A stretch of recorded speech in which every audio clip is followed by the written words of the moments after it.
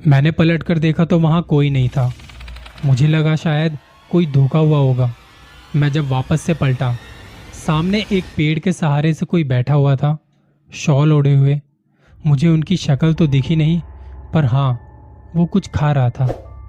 कुछ चबाने की आवाज़ आ रही थी। पढ़ाई लिखाई के बाद ज़्यादातर सभी स्टूडेंट्स का सपना होता है एक नौकरी करने का। कुछ लोग उसे पाने के लिए बहुत मेहनत करते हैं, कोचिंग वगैरह लेते हैं, अपने माँ बाप और पुश्तैनी घरों को छोड़कर शहर की तरफ चल पड़ते हैं। एक अच्छी नौकरी पाने के लिए दर दर भटकना पड़ता है, और जब किसी को उसकी मनचाही नौकरी मिलती है तो उसकी खुशी का अंदाज़ा लगाना भी बड़ा मुश्किल है।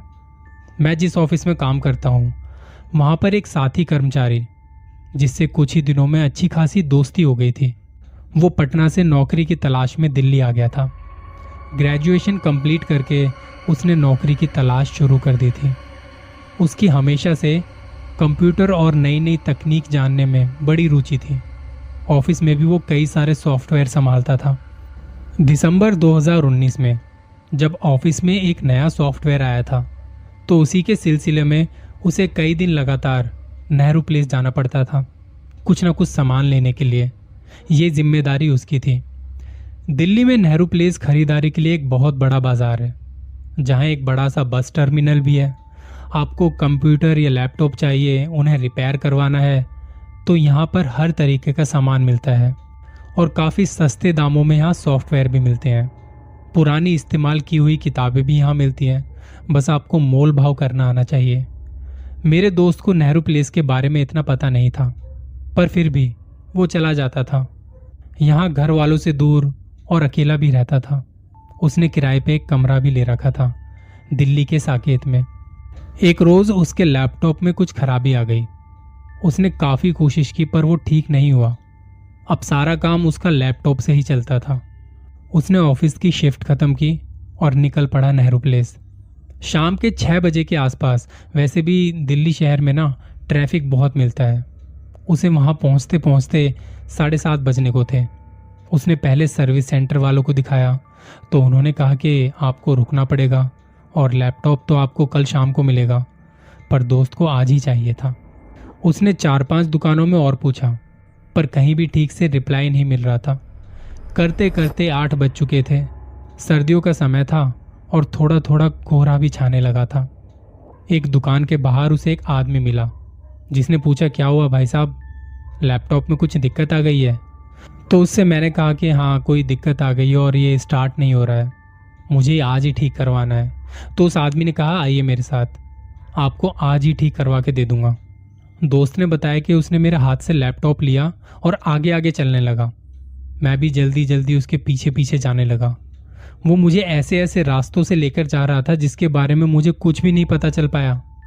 बड़ी बड़ी दुकानों के बीच से होते हुए कुछ छोटी दुकानें, फिर अंडरग्राउंड जाके और भी दुकानें, जहाँ वो दुकानें और भी छोटी थी। मुश्किल से 2 लोग उसमें बैठ पाए बस। वहाँ लाइन से कुछ और दुकानें भी बनी हुई थी। उसकी दुकान का नंबर था 6। उसने वहाँ का ताला खोला और लाइट जला के बैठ गया। मुझसे पूछा कि चाय वगैरह लोगे? मैंने कहा, इस वक्त यहाँ कौन चाय बनाएगा।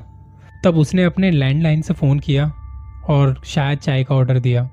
लैपटॉप चेक करने के बाद उसने कहा कि भाई साहब, खोलना पड़ेगा इसे और 2000 रुपये लगेंगे, बताओ खोलूं? मैंने कहा, आज ही हो जाएगा ना? उसने कहा, आज ही हो जाएगा, कोई दिक्कत की बात नहीं है। दुकान के चक्कर काटते काटते और लैपटॉप खोलने में उसकी दिक्कत को देखने में 9:30 बज चुके थे। धीरे धीरे बाहर की दुकानों के शटर बंद हो रहे थे, उनकी आवाज़ें आ रही थी। मैंने कहा, भैया बड़ी देर हो जाएगी, मुझे घर भी जाना है। तो उसने कहा, नहीं, ज़्यादा टाइम नहीं लगेगा, आप आराम से बैठे रहो, मैं करता हूँ बस इसे। मुझे वो जगह बड़ी अजीब सी लग रही थी, वहाँ से बदबू भी आ रही थी। धीरे धीरे साथ वाली दुकान भी बंद होती चली गई। मुझे भूख लग रही थी। मैंने कहा, भैया बाहर जाके आता हूँ अभी। उसने कहा, जी भाई साहब आप जाइए, मैं अभी ठीक करता हूँ इसे। जब 7:30 बजे के आसपास आया था तो बड़ा शोर हो रहा था।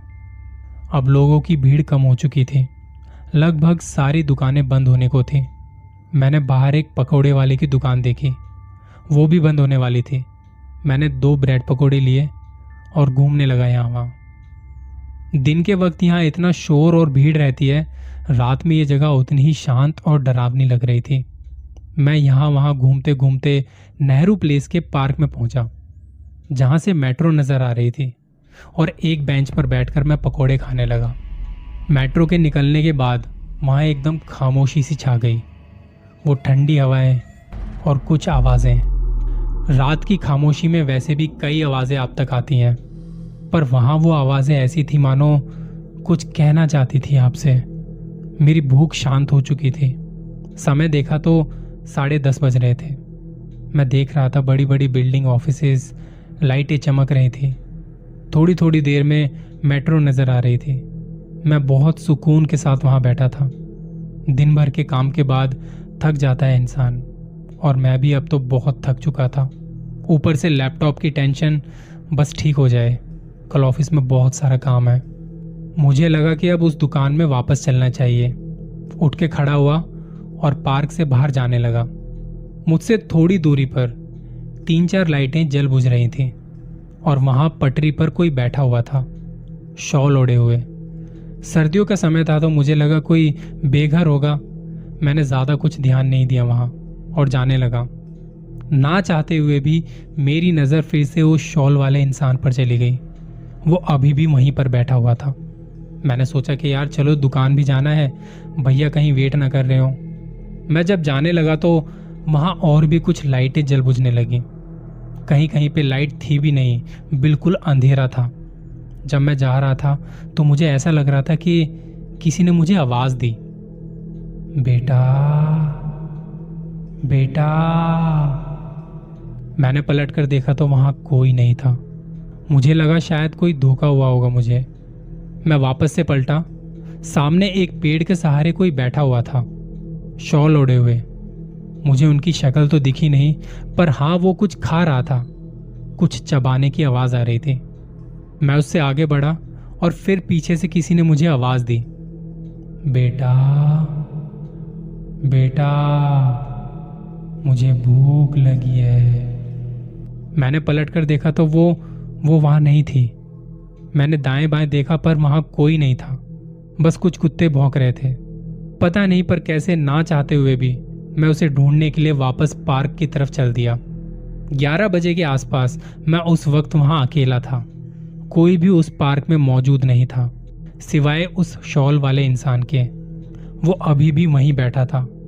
उसने मुझे बिना देखे मेरी तरफ हाथ का इशारा किया और मुझे अपने पास बुलाया। मैं भी बेसुध सा होके उसकी तरफ चल पड़ा।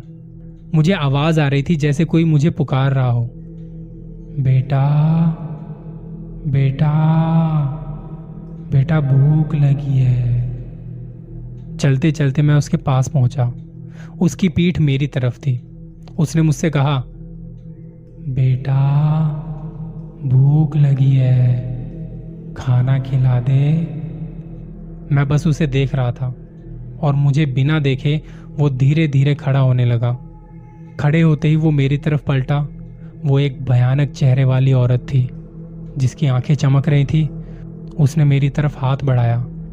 पता नहीं कैसे एक जाती हुई मेट्रो की आवाज से मैं होश में आया और उसे देखते ही मैं वापस भागा। भागते भागते मैं उससे काफी दूर आ चुका था। मैं बस सोच रहा था कि कोई मेरी मदद के लिए दिख जाए।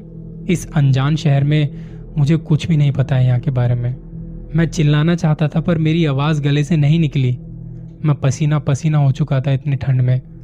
डरा सहमा सा मैं एक जगह रुका और मेरे सामने से वही औरत भागती हुई मेरी तरफ आ रही थी। मैं हिल भी नहीं पाया और डर के मारे मैंने अपनी आंखें बंद की। तभी मुझे किसी ने पीछे से कंधे पर हाथ रखा और कहा, भाई साहब कहाँ चले गए थे आप? ये लीजिए आपका लैपटॉप, ठीक हो गया है। आप इतने डरे हुए से क्यों लग रहे हो? मैंने उसे बताया कि कुछ नहीं, बस सपना देखा था शायद कोई। उसने पूछा, अच्छा आप रहते कहाँ पे हैं? मैंने कहा यहीं साकेत में। मैंने पूछा, वो पीछे पार्क में बैठा था मैं, वो कैसी जगह है? उसने बताया कि अच्छा खासा पार्क है। दिन के समय में लोग वहाँ आते जाते हैं, लेकिन रात को वहाँ जाना ठीक नहीं है। वहाँ शराबी आते हैं, रात को कुछ ना कुछ वहाँ पे होता रहता है। मैंने उन्हें बताया जब मैं वहाँ पर बैठा था तो कुछ अजीब सा लग रहा था। वो हंसने लगा। कहता कि चलिए आपको बस स्टैंड तक छोड़ देता हूँ। यहाँ पास में एक शमशान घाट है। वो क्या है ना, मुझे भी थोड़ा डर लगता है। अगर दोनों साथ में होंगे तो रास्ता आसानी से पार हो जाएगा। और ये लीजिए मेरा कार्ड, कल फ़ोन करके बता दीजिएगा कि लैपटॉप ठीक चल रहा है ना। हम बस स्टैंड पहुँचे, वो अपने घर निकल गए और मैंने ऑटो पकड़ा घर जाने के लिए। इस सपनों के शहर दिल्ली में मेरा वो भयानक सपना।